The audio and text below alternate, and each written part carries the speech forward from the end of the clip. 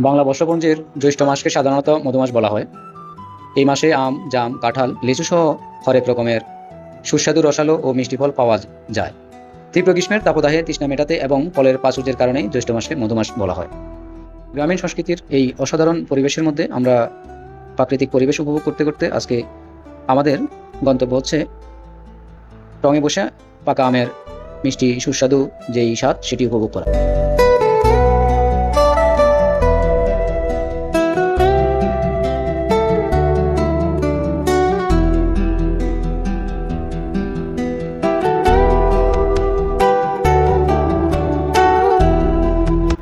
প্রকৃতির মনোরম দৃশ্য মানুষের মনকে প্রশান্তি দেয় এবং সজীবতা ফিরিয়ে আনে।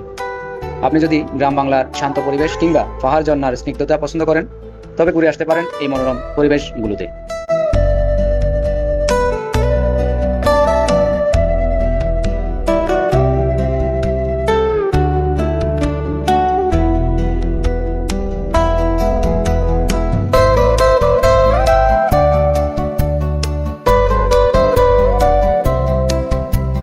আজকে আমাদের পাকা সুস্বাদু আম খাওয়ার এই মিশনের যাবতীয় যোগানদাতা হচ্ছে বন্ধু নাসির এবং তার সহযোগী বন্ধু আলতাফ। টং বা মাচা যদিও পাহাড়ি বা গ্রাম অঞ্চলে ফসল পাহারা দেওয়ার কাজে ব্যবহৃত হয়, আমরা যে মাচায় আজ বসছি তা মূলত আনন্দ, বিনোদন, আড্ডার জন্য তৈরি।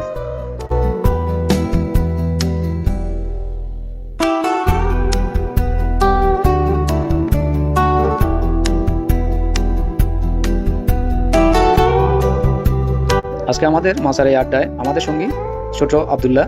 সে এইভাবে আমাদের সঙ্গী হতে পেরে বা আমাদের মাচার এই আড্ডার মধ্যমণি হয়ে হতে পেরে নিজেকে খুব আনন্দিত মনে করছে এবং সে বিষয়টি খুব ভালোভাবে উপভোগ করছে।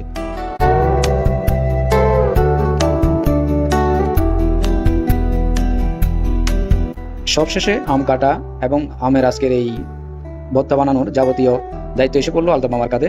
আলতাফ মামা ব্যস্ত, উনি আজকের এই কার্যক্রমের যাবতীয় কাজ উনি সম্পাদন করার জন্য ব্যস্ত। সহযোগী হিসাবে দেখতে পাচ্ছি নাসির মাস্টার আলতাফ মামাকে যথেষ্ট পরিমাণ সহযোগিতা করছেন।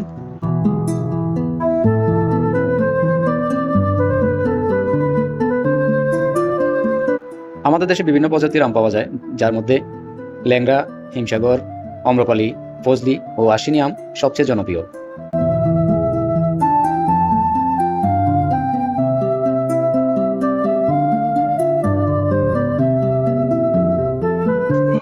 আমে প্রচুর পরিমাণ ভিটামিন এ, সি এবং অ্যান্টিঅক্সিডেন্ট থাকে, যা আমাদের শরীরের রোগ প্রতিরোধ ক্ষমতা বাড়াতে সাহায্য করে।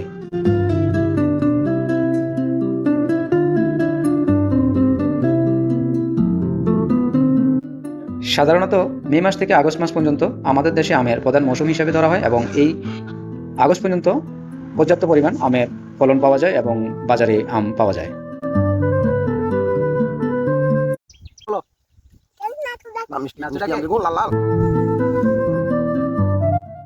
এভাবে আব্দুল্লাহ পাশ করে দিলেন তার আম্মা তার আব্বাকে কি নামে ডাকেন। বন্ধুরা, আজকের ভিডিও এই পর্যন্ত। আগামী কোনো ভিডিও নিয়ে আবার আপনাদের মাঝে হাজির হব। আজ এই পর্যন্ত, সেই পর্যন্ত আপনারা সবাই ভালো থাকবেন, সুস্থ থাকবেন। সকলকে ধন্যবাদ। আসসালামু আলাইকুম।